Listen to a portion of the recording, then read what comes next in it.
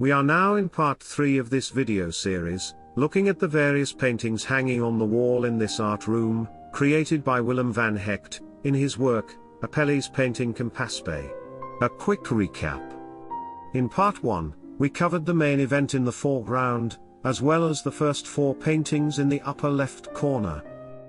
And in part 2, we discussed the remaining paintings on the left side of the main wall, as well as the ones on the floor, in the foreground. So now let's continue, and we will start from the lower right corner, Massism Quentin's The Moneylender and his wife. It shows a couple sitting by a table. The husband, who is the money changer, is weighing some jewels and coins in front of him. His wife was reading the book of devotion, but is now distracted by the money nearby. The open page shows an illustration of the Virgin and Child. Since the art room painting we are looking at now shows only a very small canvas for this artwork, it may be difficult to see the illustration in the book. But if we went to the original work by Matsis, we can clearly see the detail. There is another hidden Easter egg in this painting. At the front of the table sits a small round mirror. And in the mirror we can see the reflection of a man, no other than the artist himself, Quentin Matsis. Let's move on to the next painting. This particular piece, I cannot find the exact source, therefore I cannot provide a URL link in the description section. But I am quite sure about the subject matter. It is almost certainly about the story of Persephone, being abducted by Hades, lord of the underworld. You see, Persephone was the daughter of Zeus and Demeter, goddess of agriculture. Hades abducted her, driving a chariot and with angels flying above. Hades is one of the big 3 in Greek mythology, so if it was any other girl, that would be the end of the story. But Persephone, being the daughter of Zeus, and her mother, Demeter, was no pushover.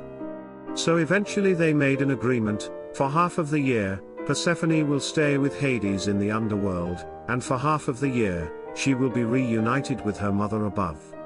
Ancient Greeks used this to explain the annual rotation of fertile and harsh weather for agriculture.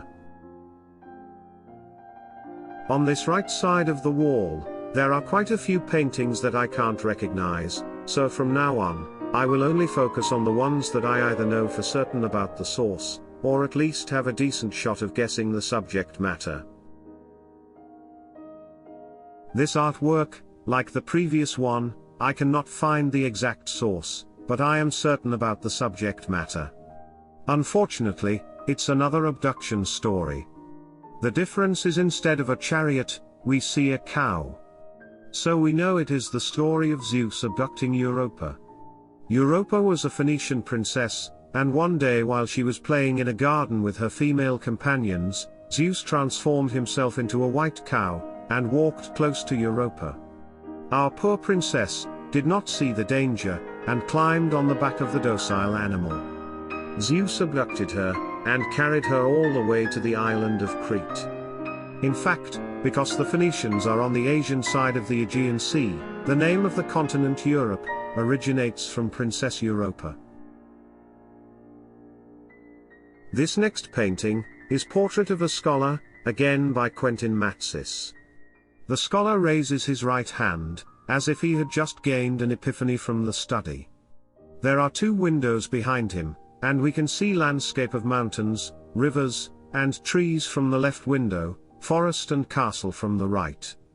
These are idealized landscape representing nature and civilization, very popular subject in the Antwerp art circle at the time. Moving along, again I do not know the exact source of this piece, but we can be certain that it is about Judith killing Holofernes. It's a story recorded in the book of Judith, a deuterocanonical work. Holofernes led the Assyrians to attack the Israelites, and is on the verge of victory. Judith, a daring and beautiful widow, together with her maid, went to the Assyrians' camp. Through false promise and some light seduction, she got close to Holofernes, and eventually decapitated the Assyrian general.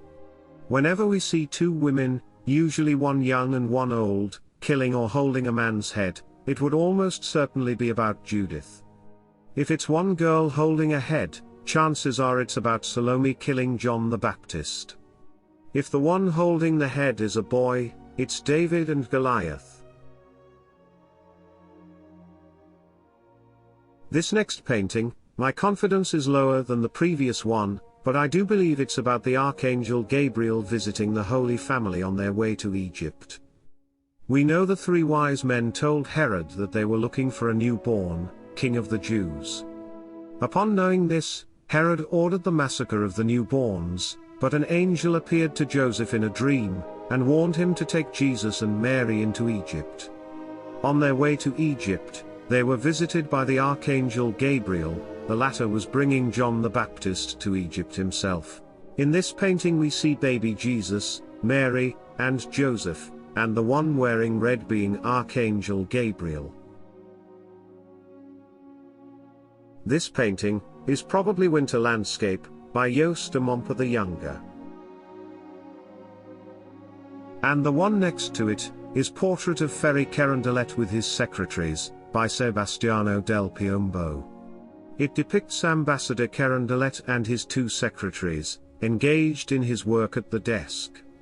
This painting has for many years been attributed to Raphael, until it was correctly attributed in 1894 to Sebastiano. Moving further up, we can actually see two paintings about satyrs. The one on the right, cut off in the middle, is the Drunken Satyr by Peter Paul Rubens. The original also had the expanded portion of the satyr dreaming of himself with a pretty girl. The one on the left is Venus and Cupid with a Satyr, by Antonio de Correggio. In the Western tradition, a satyr is usually associated with two symbolizations. One is fertility, that he is always thinking of women and sex, and the other being rough-edged, brutish, the uncivilized side of man. In some sense, you could argue that these two symbolizations are associated, and one the same. But ironically, in Epic of Gilgamesh, the earliest epic in the Western literary canon, Enkidu, was this satyr figure to begin with. The village people hired a prostitute to mate with him. Only after he knew her, did he become a civilized man. In this sense, knowing and respecting woman, is the necessary step separating men from satyrs. Okay, I think we need one more video, part 4, to cover the rest of the paintings, including some located in the next room. By zooming in, we have just enough information of their subject matter. So, stay tuned.